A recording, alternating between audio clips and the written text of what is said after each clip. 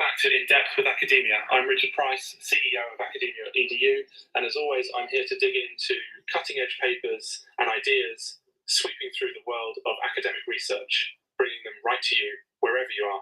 So grab a mug of coffee, settle in, and let's see what the frontiers of scholarship have to offer us today. All right, so today we're exploring a paper by David G. Little. It's called The Codex, Manifesto, Planetary Curriculum Declaration. What a title, right? And well, I want to remind you right off the bat, as always, I'm here to present the paper in a neutral way. I'm not endorsing any particular viewpoint here. I'm just your friendly messenger, hoping to help you explore new ideas and maybe see the world a bit differently. Now, the Codex Manifesto. What's it about? At its core, this paper takes on a pretty massive question. Is it possible to define a planetary curriculum? A kind of universal set of practices and principles that could guide humanity, like spiritually, scientifically, and maybe even technologically? And if so, what would that look like? The author, David G. Little, is really asking whether we can braid together ancient yogic teachings and modern science, think yoga meets quantum physics, to create a map for individual and planetary development. That's a big idea, and one that definitely isn't your run-of-the-mill syllabus. Why is this significant? Well, you might be wondering, why should I care about something that sounds, honestly, a little cosmic?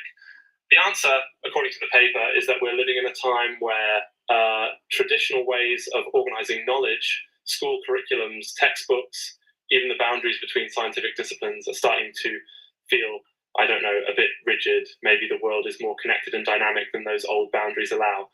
So the Codex Manifesto kind of jumps in here and says, let's try to rethink the curriculum for the whole planet.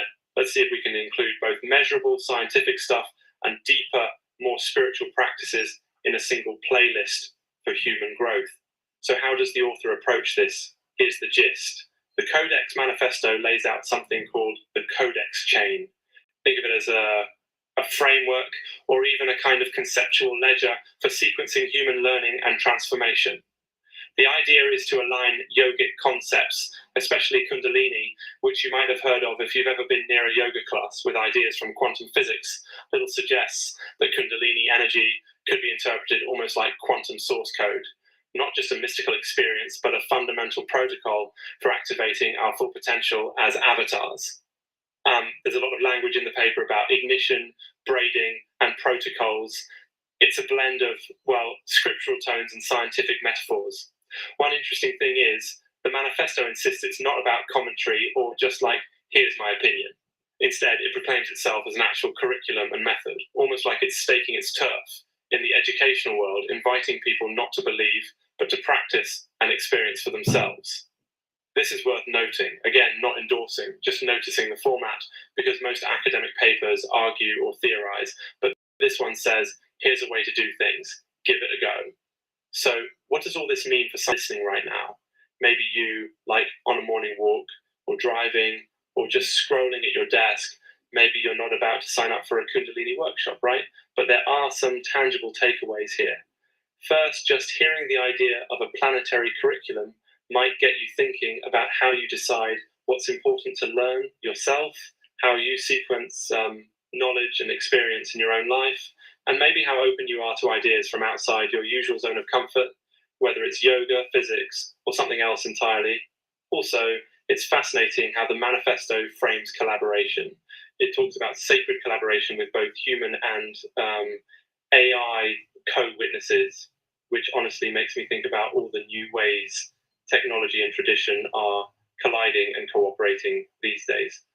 There's a bit of poetry to imagining our algorithms as co-witnesses to our learning journeys, though who knows if that's how things will really shake out.